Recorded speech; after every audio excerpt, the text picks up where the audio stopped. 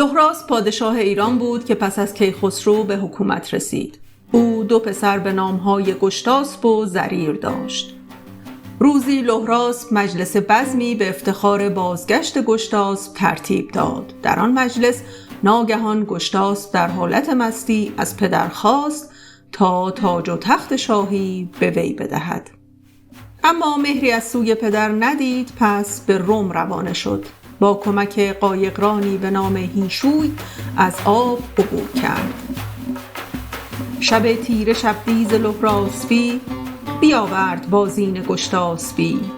بپوشید زربفت رومی قبای، ز تاج اندر آویخت پر همای. ز دینار و ز گوهر شاهوار، بیاورد چندان کش آمد به کار. از ایران سوی روم بنهاد روی، به دل گاه جوی و روان راه جوی. در پایتخت از دبیران کار خواست، ولی آنها به او گفتند که برای این کار مناسب نیست. گشتاسپ در جستجوی کار از این سو به آن سو می رفت تا اینکه از ناچاری به روستایی رفت و با مردی آشنا شد که کدخدای روستا بود. آن مرد از نژاد فریدون بود و گشتاسپ را پناه داد و گرامی داشت. بدو گفت که ای پاک مرد جوان، چرایی پر از درد و تیر روان؟ اگر آیدت رأی دیوان من، بود شایدت یک چند مهمان من. مگر کین غمان بر دلت کم شود، سر تیر مژگانت بینم شود. در آن روزگار آیین رومیان برای ازدواج این چنین بود که هنگامی که شاهزاده خانمی به سن ازدواج می رسید، مراسمی برپا می کردند و نامداران و بزرگان را به کاخ فرا می خواندند.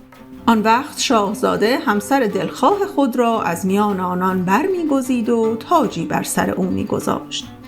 قیصر روم 3 دختر ماهرو داشت که بزرگترین آنها به نام کتایون بود.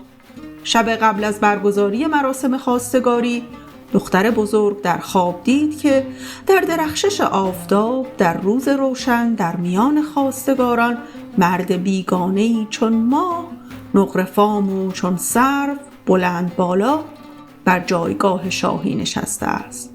پس از آن او به خواستگار برگزیده یک دسته گل می سپارد و از او دسته گلی زیبا می ستاند.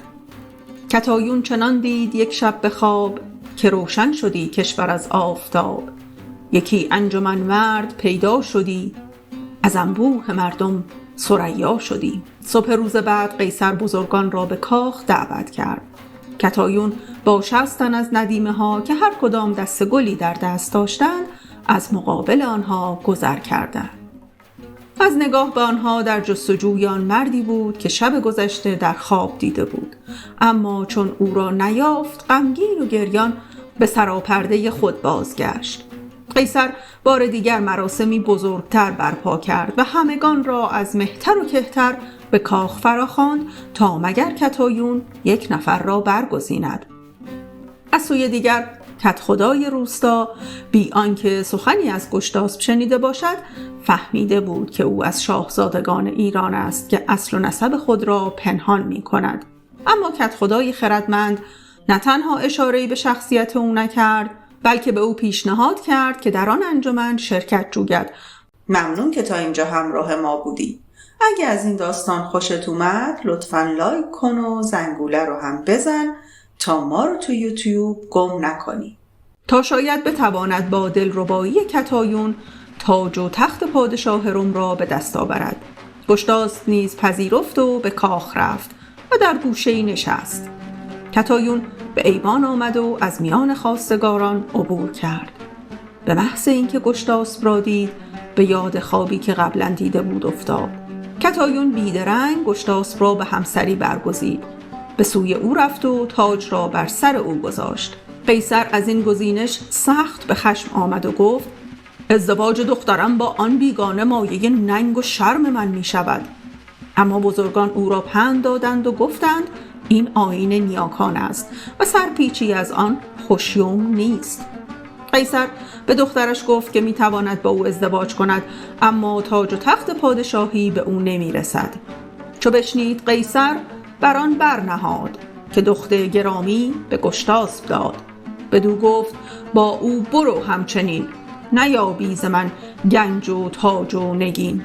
کتایون به آسانی از گنج چشم پوشید و به همراه همسر خود قصر را ترک کرد. زوج جوان با کمک کدخدای مهربان زندگی خود را آغاز کردند. کتایون گوهر گران قیمتی که به همراه داشت را به قیمت 6000 دینار فروخت و با پول آن هر چه لازم بود را خرید. گشتاسپ نیز روزها را به شکار می رفت و از راه شکار روزگار می گذراندند.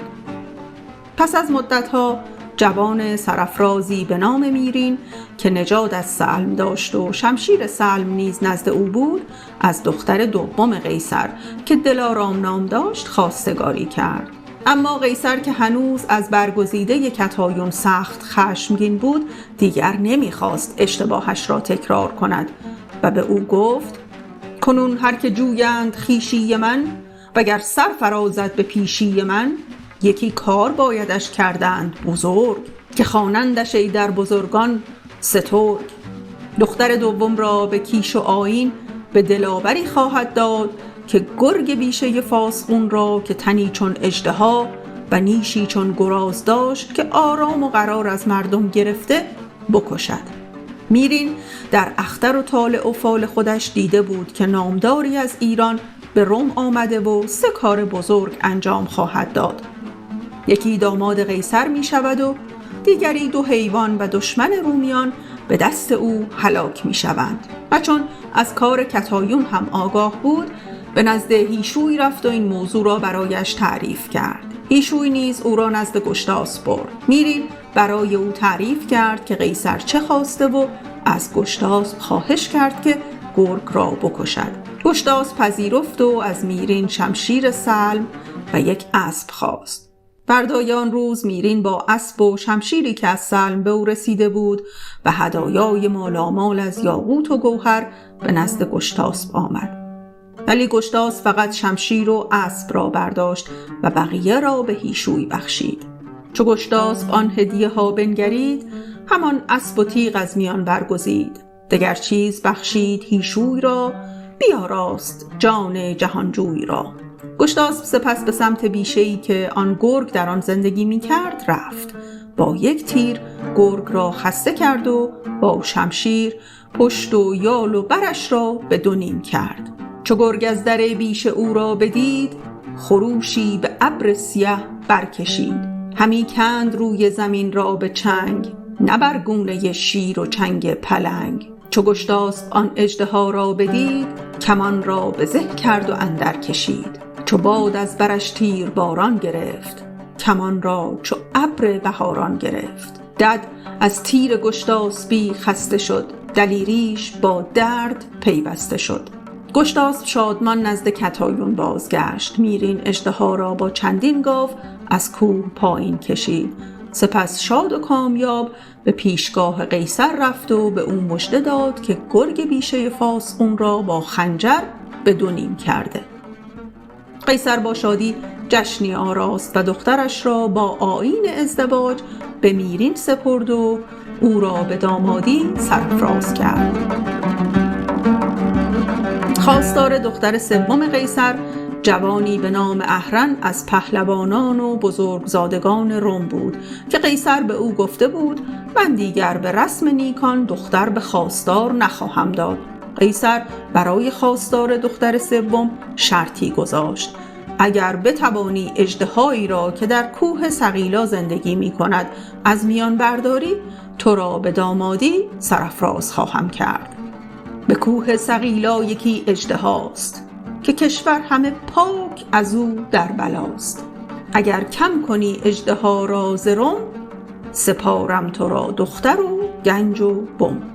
اهرن وقتی این سخن را شنید ناامید شد و به نزد میرین به چاره‌جویی رفت، چون او قبلا گرگی را که قیصر خواسته بود در نوردیده بود. میرین راز خود را به اهرن گفت و نامه ای به هیشوی نوشت تا از گشتاسپ کمک بخواهد.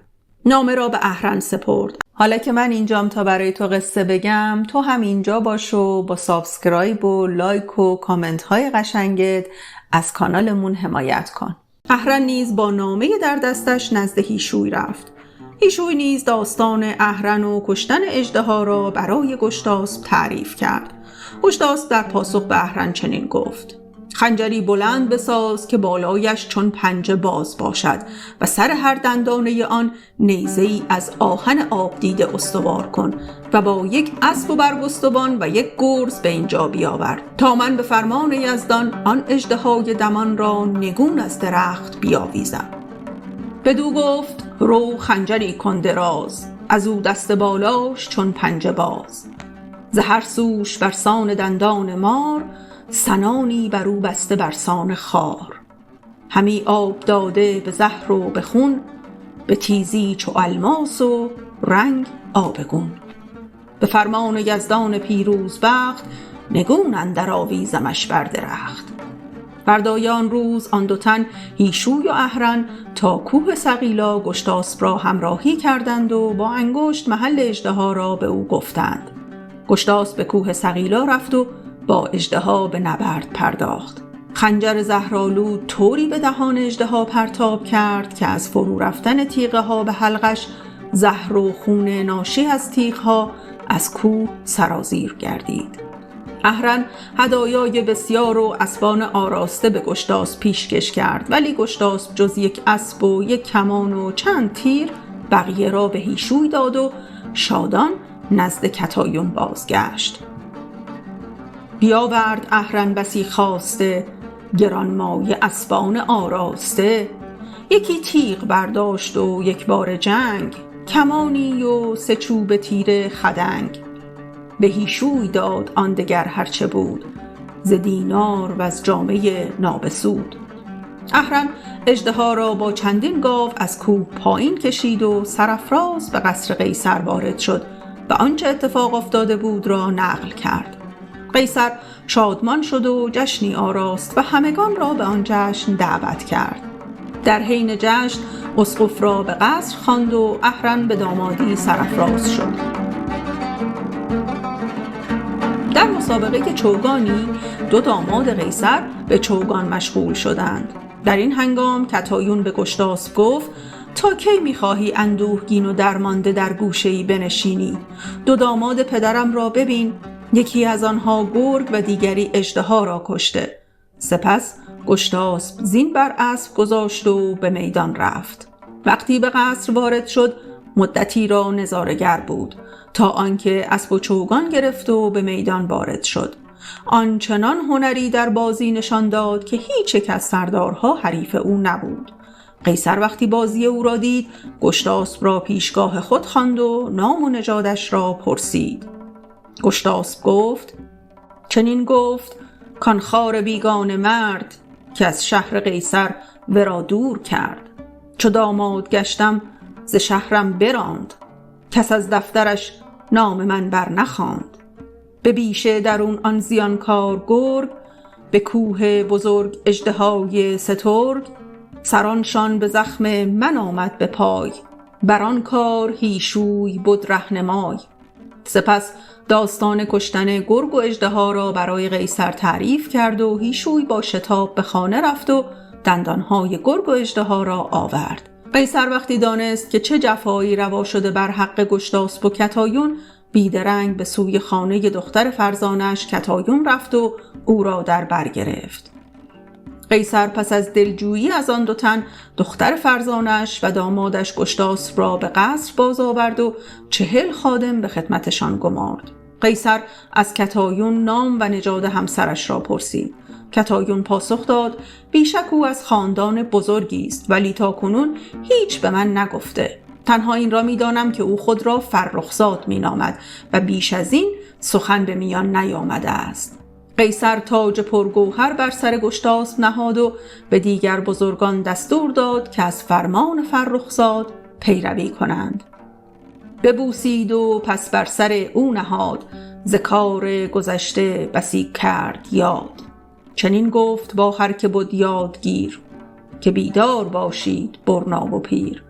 فرخزاد را جمله فرمان برید، ز گفتار و کردار او مگذرید.